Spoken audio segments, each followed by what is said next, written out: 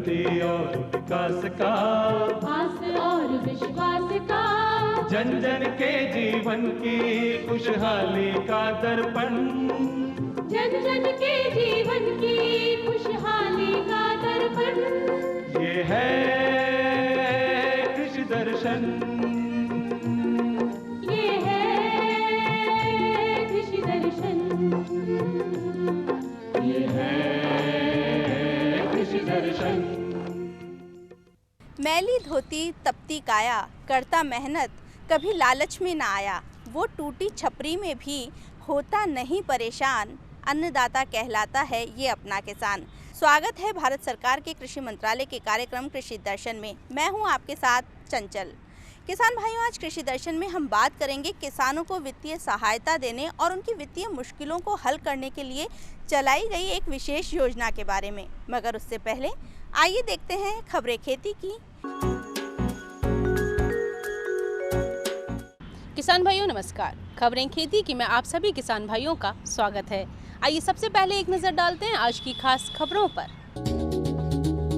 किसानों को मिली बिजली बिल पेनल्टी पर छूट, सरसों के बाद कपास बनी मेवात और राठ की पसंदीदा फसल, किसानों को कपास प्लगर मशीनें हुई वितरित और आत्मा योजना के तहत 2 दिवसीय किसान प्रशिक्षण कार्यक्रम हुआ आयोजित। राज्य सरकार ने 17 दिसंबर तक बकाया बिजली बिल को जमा कराने वाले किसानों को बिजली बिल की पेनल्टी में छूट देने का फैसला किया है। कृषि में सिंचाई और अन्य कार्यों के लिए किसानों को बिजली की आवश्यकता होती है, परंतु कई बार किन्हीं कारणों के चलते किसान बिजली बिल जमा नहीं करा पाते हैं। किसानों के द्वारा समय पर बिजली बिल जमा नहीं करने के कारण उस पर पेनल्टी लगा दी जाती है और ये लगातार बढ़ती रहती है। किसान कई बार ये बिल भरने में असमर्थ हो जाते हैं और उनका बिजली कनेक्शन भी काट दिया जाता है, या फिर कृषि कनेक्शन पर लगाई पेनल्टी कभी कभी मूल बिजली बिल की राशि से भी ज्यादा हो जाती है। इन सब से छुटकारा दिलाने के लिए राज्य सरकार किसानों के लिए एक बड़ा तोहफा लेकर आई है। राजस्थान सरकार ने राज्य के किसानों पर कृषि बिल बकाया पर लगने वाली पेनल्टी माफ करने का फैसला लिया है। प्रशासन गांव और शहरों के संग अभियान के दौरान इस योजना को 17 दिसंबर 2021 तक लागू करने का निर्णय लिया गया है। इस अभियान के दौरान पूर्व में निस्तारित किए जा चुके प्रकरणों पर विचार नहीं किया जाएगा। अच्छा मुनाफा मिलने के कारण अलवर जिले में सरसों के बाद मेवात और राठ क्षेत्र में नकदी फसल के रूप में किसानों की पसंदीदा फसल नरमा कपास है। खरीफ की फसल कपास से मेवात क्षेत्र के किसान निहाल हो रहे हैं। अच्छा मुनाफा मिलने के कारण किसान इस फसल को अधिक महत्व देते हैं। पिछले 2 दशक में मेवात के किसानों में नरमे की फसल को लेकर क्रेज बढ़ा है। वर्ष 2021 में अनुमानित 48,422 हेक्टेयर क्षेत्र में कपास की फसल बोई गई है। गौरतलब है कि मेवात क्षेत्र में नरमे की फसल का उत्पादन बढ़ने के चलते हरियाणा के अलावा स्थानीय व्यापारियों ने कई दर्जन कॉटन मिल मेवात क्षेत्र में स्थापित की है। मिल खुलने से यहां के किसानों को फसल बेचने में भी सुविधा मिली है। नरमे के उत्पादन को देखते हुए मेवात के नौगांवा, मुबारिकपुर, गोविंदगढ़, खैरतल, किशनगढ़ सहित MIA अलवर और राठ क्षेत्र के बहरौड में कॉटन मिल खुली है, जिससे क्षेत्र में औद्योगिक विकास हुआ है। कपास की फसल की बुवाई अप्रैल से मई माह में और तुड़ाई अक्टूबर से नवंबर माह में की जाती है। नरमे की कटाई के तुरंत बाद किसान अपने खेतों में रबी फसल गेहूं की बुवाई कर सकता है। भारतीय कपास निगम ने करीब 5,500 कपास उत्पादक किसानों को निःशुल्क कपास प्लगर मशीनें वितरित की हैं। भारतीय कपास निगम के कॉरपोरेट सामाजिक दायित्व के तहत करीब 4 करोड़ रुपए की कपास प्लगर मशीनें वितरित की हैं। आकांक्षी जिलों सहित सभी कपास उत्पादक राज्यों में 5,543 सीमांत और छोटे किसानों को ये कपास प्लगर मशीनें वितरित की गई हैं, जिसके तहत राजस्थान को 120 कपास प्लगर मशीनें वितरित की गई हैं।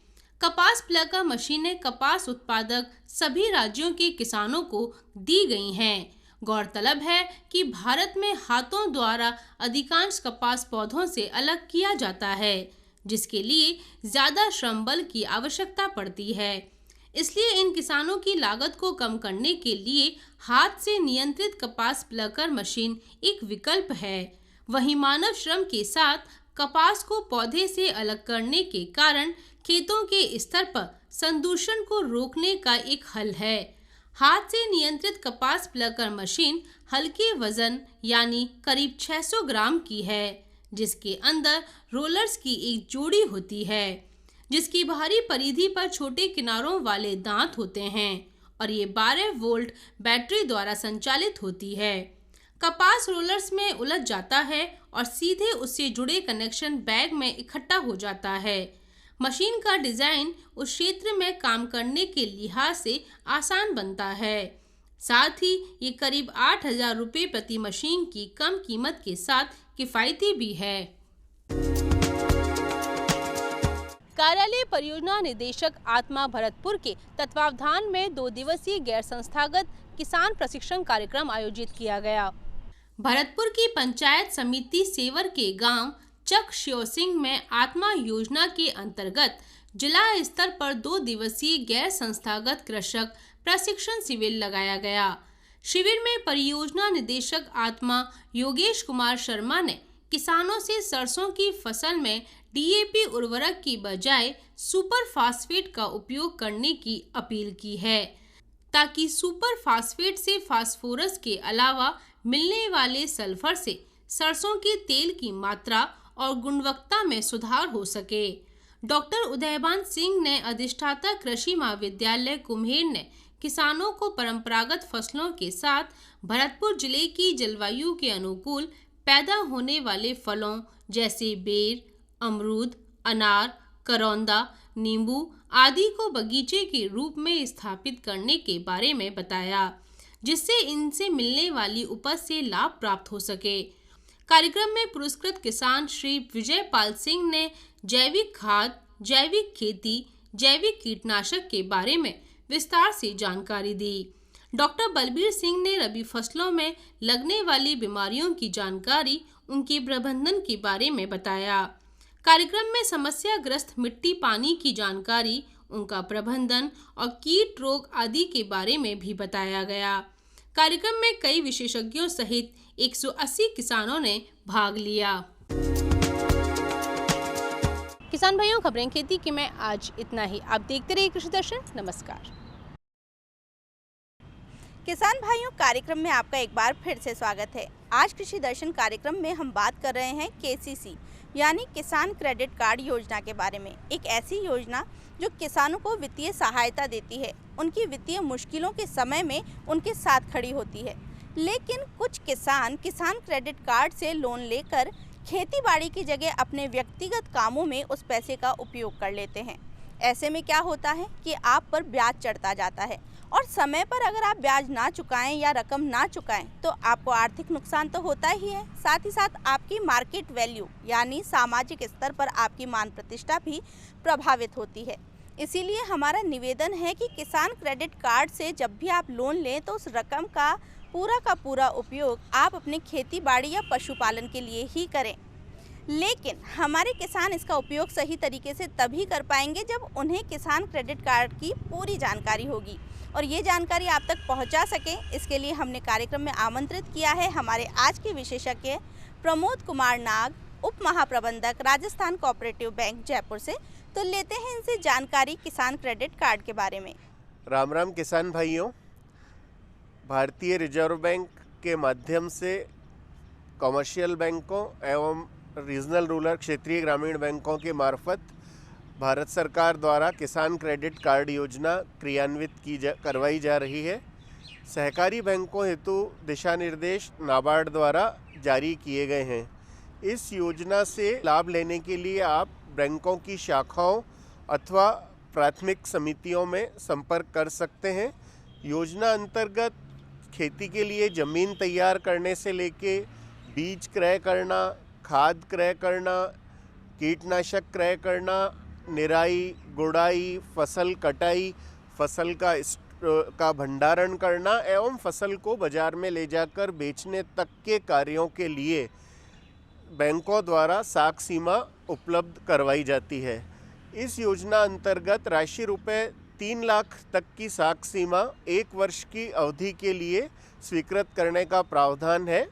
किसान की भूमि जिस पर वो जोत करना चाहता है तथा वो जो फसल उगाना चाहता है उस फसल के आधार पर और जोत के क्षेत्रफल के आधार पर किसान को स्वीकृत की जाने वाली राशि की गणना की जाती है। जो फसल बोई जाने वाली है उसके लिए प्रत्येक जिलेवार जिला स्तरीय तकनीकी समिति गठित की हुई है। वह तकनीकी समिति दर तय कर देती है कि आपको गेहूँ उगाने के लिए प्रति हेक्टेयर कितना ऋण मिलेगा, आपको बाजरा या मक्का बोने के लिए प्रति हेक्टेयर कितना ऋण मिलेगा। अब आपकी बोई जाने वाली भूमि के क्षेत्रफल से उसको गुणा करके और आपके द्वारा कितनी पात्रता बनती है राशि की वो फलित हो जाती है। उसके अलावा फसलों का फसल बीमा कराने, व्यक्तिगत दुर्घटना बीमा, जीवन बीमा आदि प्रकार के जो बीमा प्रीमियम के व्यय हैं उन्हें भी साख सीमा निर्धारण में जोड़ा जा सकता है तथा कुछ राशि आपके स्वयं के खर्चों के लिए, क्योंकि आप खुद खेत में मेहनत करते हैं, कार्य करते हैं, तो उसकी पूर्ति के लिए भी कुछ राशि को उसमें जोड़े जाने का प्रावधान है। इस प्रकार प्रथम वर्ष के लिए किसान की साख सीमा तय की जाती है और उस राशि का एक केसीसी कार्ड जो कि स्मार्ट कार्ड होता है या डेबिट कार्ड होता है वह किसान कृषक सदस्य को बैंकों द्वारा जारी कर दिया जाता है। इसे 1 साल के अंदर अगर आप समय पर चुका देते हैं तो भारत सरकार द्वारा सामान्यतः इस पे 7% की दर से ब्याज लेने के निर्देश प्रदान किए हुए हैं। कृषक सदस्य यदि इसे समय पर चुका देते हैं तो मात्र 4% की दर पर उन्हें ब्याज देना पड़ता है। 3% भारत सरकार अनुदान देती है, 4% कृषक द्वारा देय होता है।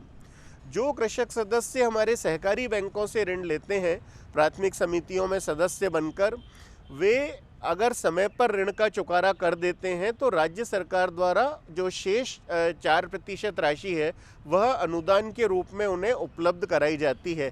इस प्रकार जिन काश्तकारों द्वारा प्राथमिक सहकारी समितियों का सदस्य बनकर केंद्रीय सहकारी बैंकों से ऋण ले रखे हैं उन्हें इस योजना अंतर्गत समय पर अथवा समय पूर्व ऋण चुकाने पर कोई ब्याज देय नहीं होता है। सहकारी बैंकों से ऋण लेने की प्रक्रिया को वर्ष 2019 से अत्यंत सुगम कर दिया गया है। अब आपको शाखाओं या कहीं चक्कर लगाने की भी आवश्यकता नहीं है। आप सीधे ई मित्र अथवा पैक्स में जाकर अपना ऑनलाइन पंजीकरण करवा सकते हैं एवं अपने आवश्यक दस्तावेज वहां पर स्कैन करके अपलोड करके और आप ऋण प्राप्त कर सकते हैं। आपके मोबाइल पे SMS आ जाएगा और आपका ऋण खाता खोल दिया जाएगा। इस योजना अंतर्गत ऋण लेने के लिए राशि रुपए 1.60 लाख तक किसी भी प्रकार की संपत्ति रहन नहीं रखने के निर्देश भारतीय रिजर्व बैंक द्वारा जारी किए हुए हैं। उस राशि से ऊपर की राशि के ऋणों के मामले में कृषक सदस्य को अपनी भूमि पंजीकृत करानी होती है। कमर्शियल बैंकों एवं RRB में सहकारी बैंकों द्वारा राशि रुपए 1.5 लाख तक के ऋण बिना किसी कोलेटरल सिक्योरिटी के उपलब्ध करवाए जा रहे हैं। कृषक को अपना KYC डॉक्यूमेंट जो अपने ग्राहक को पहचानिए संबंधी भारतीय रिजर्व बैंक के मापदंड है उसके लिए उसे अपने आधार कार्ड, अपना फ़ोटो ID जो भी अन्य है उनकी प्रतियां यथा पहचान पत्र, यदि ड्राइविंग लाइसेंस है, आपका निर्वाचन आयोग का पहचान पत्र है आदि दस्तावेज देने होंगे। उन्हें अपनी जो फसल वो बोना चाहते हैं उसका घोषणा पत्र देना होगा। कुल क्षेत्रफल जिसमें वो बुआई करना चाहते हैं, आपकी ज़मीन आपके पास अधिक हो सकती है, बुआई आप कम में करना चाहें तो वो सब चीज़ें आप उसमें फार्म में भर दें तो उसके आधार पर आपकी साख सीमा स्वीकृत की जाएगी। यहाँ यह भी एक बहुत अच्छी बात है कि आपको उस भूमि का मालिक होना अनिवार्य नहीं है। सरकार द्वारा यह प्रावधान किया गया है कि यदि आप मौखिक पट्टेदार हैं, आप बटाईदार हैं, आप किराएदार कृषक हैं, आप जॉइंट लाइबिलिटी ग्रुप, संयुक्त देयता समूह में आप खेती कर रहे हैं, आप अपना कोई स्वयं सहायता समूह बनाकर खेती कर रहे हैं, तो उन सब के अंतर्गत भी आपको ऋण देने का प्रावधान है। आपको प्रत्येक चीज़ का प्रमाण और घोषणा पत्र देनी होती है। केवल और बहुत सरल प्रक्रिया के तहत यह ऋण आपको प्राप्त हो जाता है। भारत सरकार द्वारा कृषकों की आय को दोगुना करने का लक्ष्य भी घोषित किया गया है वर्ष 2022 तक। इसे देखते हुए भारतीय रिजर्व बैंक और नाबार्ड ने भारत सरकार के मार्गदर्शन में केसीसी में कई अभिनव प्रयोग भी किए हैं, जिसके अंतर्गत कृषक को न केवल साख सीमा के रूप में वरन दीर्घावधि ऋण देने के भी प्रावधान किए हुए हैं।